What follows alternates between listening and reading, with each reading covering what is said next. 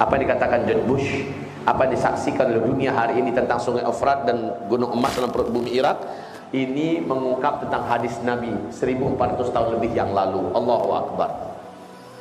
Bapak mau bertanya tentang apa? Tidak akan terjadi kiamat, kata Rasulullah sallallahu alaihi wasallam, sampai kalian mengikuti gaya budaya Yahudi dan Nasrani sejengkal demi sejengkal, sehasta demi sehasta, sehingga walaupun mereka melakukan hal yang paling tercela dan memalukan, kalian ikut melakukannya. Umar berkata, ya Rasulullah, al-Yahud wa Nasara. Qala faman? Lihat hari ini, Pak. Maka apa dikatakan Nabi SAW? Hari ini sejak Muhammad bin Salman menguasai urusan di Arab Saudi, Arab Saudi sudah menjadi negara sekuler liberal. Betul tidak? Ratusan bioskop diresmikan di Arab Saudi, kafe-kafe, diskotik-diskotik, klub-klub malam, dan yang paling kontras adalah konser-konser musik raksasa di kota-kota besar mereka lakukan, dengan menghadirkan penyanyi-penyanyi dalam dan luar negeri berlenggak-lenggok bergaya-gaya sambil tos-tosan meminum khamar. Wanita-wanitanya masuk bercadar, sampai di dalam mereka lepaskan cadarnya, pakai baju you can see, menari-nari seperti orang kesurupan. Ini yang terjadi hari ini, wahai hamba-hamba Allah. Maka tidak akan terjadi kiamat sampai kamu menyaksikan peristiwa demikian. Apa yang mau kita bantahkan tentang ini? Tidak ada. Maka seharusnya yang harus kita lakukan hari ini adalah apa yang mesti kita benahi pada diri kita. Sementara ujian kita semakin berat dan semakin besar. Bapak Ibu, silakan mau tanya masalah apa saja, saya jawab berkaitan dengan akhir zaman. Saya jawab, saya sampaikan fakta-faktanya. Sekarang Raja Salman, orang terkuat yang selama ini membentengi dan melindungi Raja Salman adalah Mayor Jenderal Abdul Aziz Al-Fakhar. Baru saja dibunuh tanggal 28 Oktober kemarin. September, 28 September kemarin, hari Sabtu, Pak. Dia dipanggil, diundang oleh kawannya datang, terjadi pertengkaran, lalu baku tembak dan meninggallah beliau. Bapak tahu, orang ini, Majen Abdul Aziz Al-Fakhar ini adalah orang yang terkuat. James Bondnya abad 20. Paling pintar, paling jenius, paling loyal dengan keluarga kerajaan. Dan beliau telah mati ditembak. Selama ini yang melindungi Raja Salman adalah beliau. Secara kasat mata ya, secara hitung-hitungan dunia adalah beliau. Yang merancang mengganti 30 orang pengawal Raja Salman yang disiapkan oleh Muhammad bin Salman untuk mendampingi si ayah menuju ke Mesir, diganti oleh Majen Abdul Aziz Al-Fakhar ini. Kenapa? Dia mengendus adanya upaya pembunuhan terhadap Raja Salman. Dia ini memang tajam, Pak, instingnya sangat tajam sekali. Tapi sekarang beliau sudah meninggal dunia. Raja Salman yang tua renta dan sudah kesakitan rawan untuk dihabisi. Sementara ada 3 putra atau 3 pangeran yang akan saling bersaing ketat memperebutkan kekuasaan. Pertama, calon raja yang gak jadi, Mut'im bin Abdullah, anak kandung Raja Abdullah yang dulu. Yang kedua, yaitu Muhammad bin Salman, Menteri Pertahanan dalam negeri. Yang ketiga, Khalid bin Abdullah. Ini orang memiliki militer masing-masingnya dan kekuasaan. Nabi berkata nanti akan berkelahi 3 orang calon penguasa Mekah Madinah. Yaqtatilu inda kanzikum salasah. 3 orang ini saling membunuh-bunuhan, saling kelahi, saling berantem untuk memperebutkan kekuasaan Mekah Madinah. Wala yasiru ila ay wahid minhum. Tidak satu pun di antara mereka yang akan memimpin Mekah Madinah Arab Saudi, tidak. Karena yang akan memimpin Mekah Madinah saat itu, kata Rasulullah, adalah keturunan kandungku, Imam Al-Mahdi. Masya Allah, ciri-ciri dan tanda-tanda kemunculan Imam Mahdi ini, Pak, saya berani mengatakan 96%-nya sudah muncul. Bahwa Imam Mahdi sebentar lagi insya Allah akan memimpin kita semua. Aslinya bagaimana? Allahu a'lam. Kenyataannya nanti bagaimana? Allahu a'lam. Yang saya mampu hanya menjelaskan tanda-tanda kemunculan Imam Al-Mahdi. Dialah yang akan mempersatukan umat ini kembali di akhir zaman.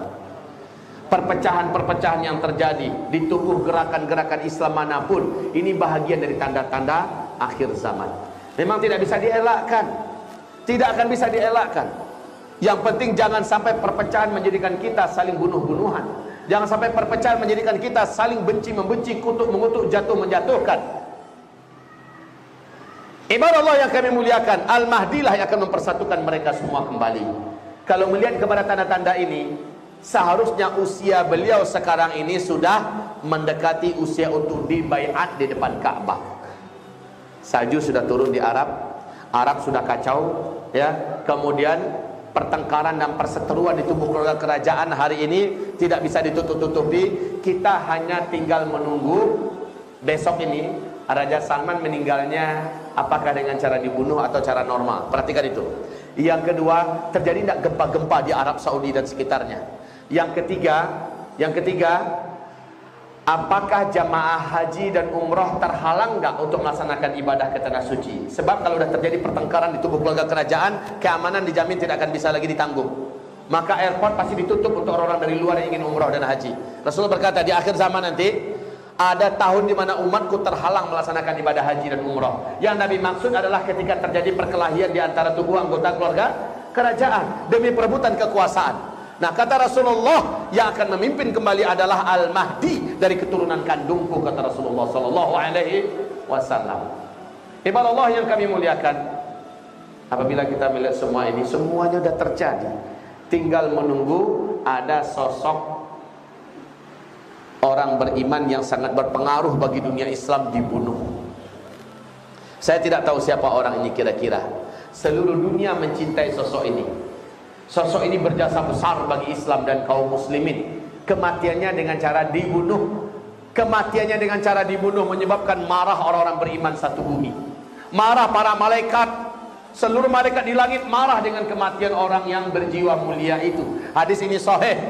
Nafsud zakiyah, kata Rasulullah. Saya tak tahu orang ini siapa, tapi kata Rasulullah setelah dibunuhnya dia, maka orang-orang digemparkan dengan berita Al-Mahdi sudah dibayat di depan Ka'bah. Manusia yang beriman pun berbondong-bondong untuk berbaiat dengan Imam Mahdi. Nah, siapa orang yang ini? Allahu a'lam. Hanya sedikit gambaran dari saya yang bodoh dan lemah ini. Yang pertama yang saya lihat ya, standarnya internasional dan dia dicintai oleh orang beriman. Yang pertama, Zakir Naik. Oleh pemerintahan India, dia ditarget untuk dibunuh. Alhamdulillah, Perdana Menteri Malaysia pasang badan untuk melindungi beliau. Kalau sebab Najib yang menang kemarin, maka diserahkanlah Zakir Naik ke tangan India. Yang kedua, yang punya peluang untuk dibunuh juga, Presiden Persatuan Ulama seluruh dunia, Profesor Dr. Yusuf Al-Qaradawi. Oleh Sisi dituntut agar dia bisa ditangkap hidup atau mati. Siapa yang bisa membunuh Al-Qaradawi, maka diberi sekian miliar. Sementara Al-Qaradawi termasuk di antara penggerak dan pemersatu ulama seluruh dunia. Apakah ini orangnya? Allahu a'lam. Yang ketiga yang punya kans untuk dibunuh karena dia punya pengaruh besar bagi Islam. Yang ketiga adalah Recep Tayyip Erdogan, Presiden Turki hari ini. Keberadaan beliau juga sangat menggerahkan bagi PBB. Amerika sampai jengah dengannya. Yahudi Israel ketar-ketir dengan sepak terjangnya, dan beliau tidak ragu-ragu untuk berbuat dan bertindak demi kemuliaan Islam dan kaum muslimin. Beliau ditarget. Apakah beliau orang yang akan dibunuh? Allahu a'lam. Yang keempat, ini dia, pencinta ulama, pelindung sunnah, yang ketika dia menjabat walaupun hanya setahun 2 tahun, tetapi masa jabatannya dipakai semaksimal mungkin untuk kemajuan Islam dan kaum muslimin, Raja Salman, yang sekarang sudah ditelingkungi oleh anaknya sendiri. Apakah ini orangnya akan dibunuh? Allahu a'lam. Yang kelima adalah keturunan kandung Rasulullah SAW yang membuat gebrakan besar dan menginspirasi kebangkitan Islam seluruh dunia. Sekarang ada di Mekah, Habibuna Habib Rizik Syihab.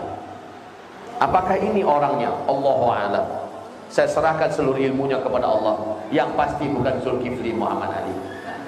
Yang pasti bukan Ustaz Adi Hidayat, bukan Ustaz Abdul Somad, bukan ustaz-ustaz lokal kita, ya, karena sifatnya harus mendunia. Dan untuk orang-orang yang saya sebut tadi itu, ini adalah yang saya kenal. Mungkin ustaz kita, Ustaz Jultisan Bakhtiar, lebih kenal lagi siapa yang lebih luas dan pengetahuannya, pengaruhnya bagi dunia Islam dahsyat.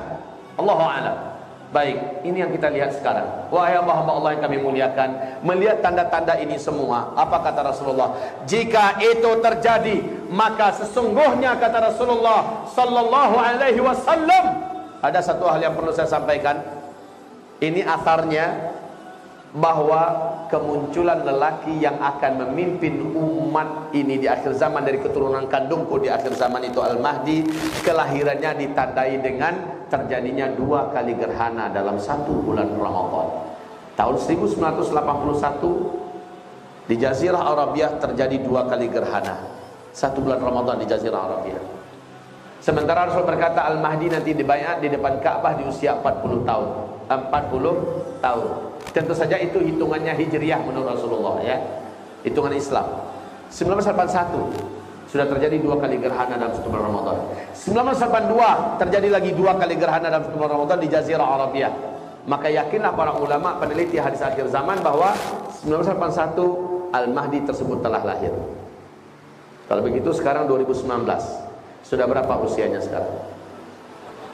Sudah 38 tahun hitungan Masehi. Secara hijriah umur beliau sekarang sudah seharusnya 39 tahun. Sementara dia dibaiat di usia 40. Berarti 1 tahun lagi Ustaz. Mungkin. Allahu a'lam.